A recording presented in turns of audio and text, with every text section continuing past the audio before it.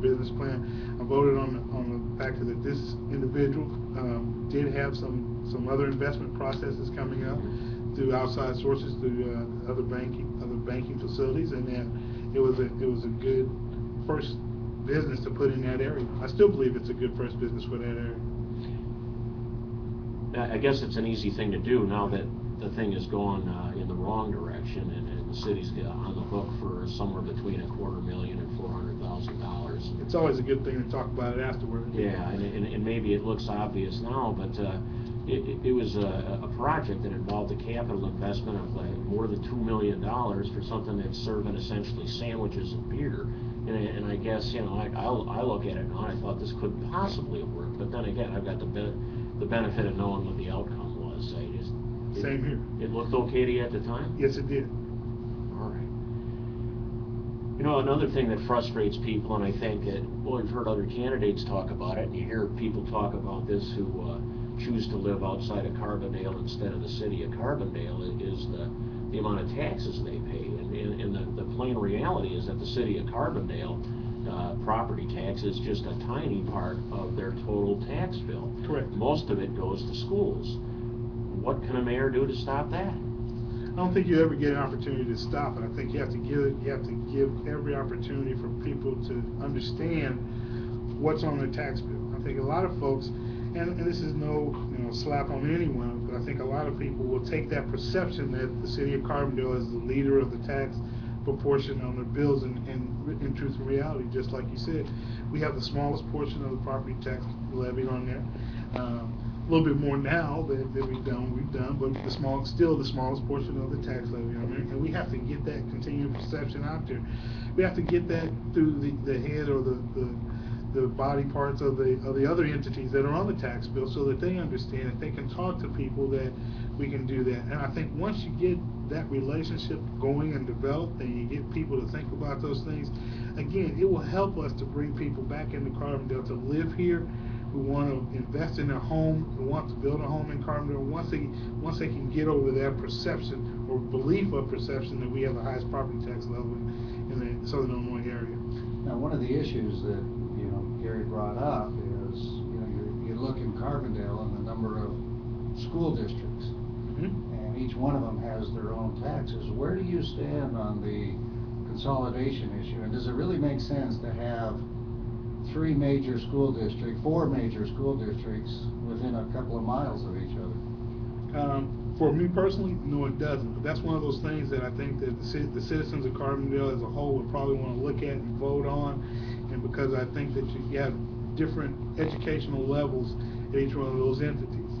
And I say that to say that the scope of the relationships that are at a Unity Point as compared to District 95 or District 165 are totally different than other areas. It's one of those multi-headed monsters that we have going on here now, and we need to look at and bring together individuals from all those entities and say, what could we do to look at this, and is it one of the options that are out there on the table? I don't think that the mayor needs to be at the forefront of that, because I think that we have, as a city government, you need to maintain that totally different separation. Now, that doesn't mean that you don't talk about it. That doesn't mean that you, if asked from other entities, that you don't do that. But I don't think it needs to be at the level of the city government and the mayor saying that we're going to do this. Why don't you think it's the duty of the mayor to do something like that? I'm thinking if it's not somebody who sees the big picture of the whole Carbondale community, and certainly that should be the mayor, well, who's going to do it? Well, let me rephrase. Maybe not say that it's not the duty of it. When I said that, I said it's not one of the top priorities of what the mayor should be doing. You have several different school districts involved in there, through superintendents, through staffing of the school districts themselves, through the individuals that serve on the school boards. That conversation is where I'm saying should start at that level. The mayor should be there, if asked to maybe bring those entities together or to have that discussion at that process. That's where I think the mayor should be involved in. So if the mayor is asked, the mayor should participate. But I think Bob's onto something here, right? And I'm wondering why a mayor wouldn't want to start the public discussion of this and to bring all these parties together. He may or may not. But I don't think that at the current times that we have going on, that is one of the things that's a top priority of the citizens of Carbondale during this election cycle. I think they're more interested in public safety and housing development and economic development. Okay. Is there an area of crime in the city, both geographically or types of crime, that particularly concern you, that you'd like to, and are there some standards that you want to encourage the police department to hit? When you say geographic areas, and you're talking about, as far as the north, south, east, and west, no, I don't think that there is that. I think that we have a great program in place through the city's website and through the police department that kind of gives you stats on where crimes have been happening and things of that nature. I think that helps the city police department and the city staff develop where we're going to be at, what we're going to do, and what's going on there. One of the things that I would like us to continue to do and continue to foster is to get our staffing levels up and continue to have our staffing levels where they need to be at. I think one of the proposals that I made out there is that we need to hire 4 or 5 new police officers right off the bat, so that we have the ability to have positive policing things going on. We need to make sure that these individuals are trained well and work well and are doing the right things for the city. How would that be funded, though? Well, there's some attrition going on right now anyway. We have several officers that will be retiring at this point in time. There's a lot of federal and state grants out there that are specifically developed for policing. So, I mean, the first several years of those things will be taken care of in that respect, and we'll have to continue to look at funding resources after that point in time. But I don't think that we can, police funding and fire funding are some of those things that you can't, belittle to that degree. You can either, again, that's one of those things I think you can either pay for now or you can pay for later. Just kind of quick here, the streets in Carbondale are a great deal dirtier than they were when I first moved here, and I think it's probably because the street sweepers only go through once or twice a year. Is there some way to get the sweepers back on the streets? Well, that'll be part of the budgetary process and continues to be part of the budget. That was one of the first things that we kind of looked at when we did do some elimination during the budget cycle and trying to maintain a positive budget. That'll be one of the things that we need to re-look at again when we talk about the budget, and for perspective's sake. You're not the only one that's made that comment, that we do have some dirty streets and dirty facilities looking in that respect. So I think that we need to look at those things as far as, the savings of the dollars as compared to the perception for the folks. Also quickly, downtown Carbondale, you'd like to see more vibrant, encouraged business, and I like what you said about owner-occupied businesses. They have their homes there, and maybe you do create a kind of pedestrian neighborhood, and it could be a nice scene. I've seen it in other towns.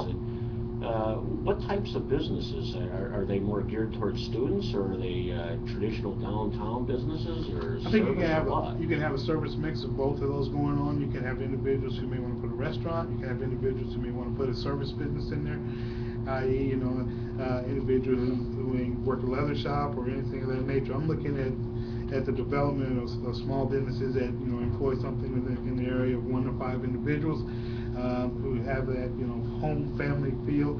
And also, one of the things that I wanted to bring up and think about proposing is that, and Councilman Witzman has talked about it several different times too, is that maybe that small mom and pop grocery store that's in the middle of something, and something along that area. Maybe with the discussion of our zoning statutes and stuff, we'll bring that discussion back again. I think that'll be a good mix of the good and all that's going on in that respect. So I think we need to take every option that may be out there and look at all those businesses that may want to come into that environment.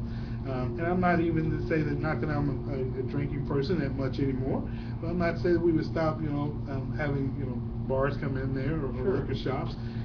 Just a good mixture of everything that be in there that would provide food, entertainment, services for the individuals, and shops that would be open during 9 to 5 time frames, and later in the day too. Okay, we're going to kind of sum up here. Talk about your campaign. How are you conducting things? How much money have you raised? How are you doing it? How much you spending? Well, I'm spending quite a bit of my own personal fund. We've raised most of the money that has come out of the campaign has been through my own personal funding. Not to say that I don't accept donations, and we haven't accepted donations. We've got about somewhere in the area of about $1,500 to $1,600 in fundraising efforts at this time low. And the reason that we did that, I made a personal commitment to myself at the beginning of the campaign process, is that I didn't want to feel obligated to anyone or any one group or any one scope of things, good, bad, or indifferently. Our campaign has been run basically out of the kitchen cabinet, as would say. Myself, my wife, my 5 kids, and my 12 grandkids, even the smallest one at 2. She's come down from the Belleville area with her parents on the weekends and helped out. I have a few staunch volunteers who have worked with us and continue to work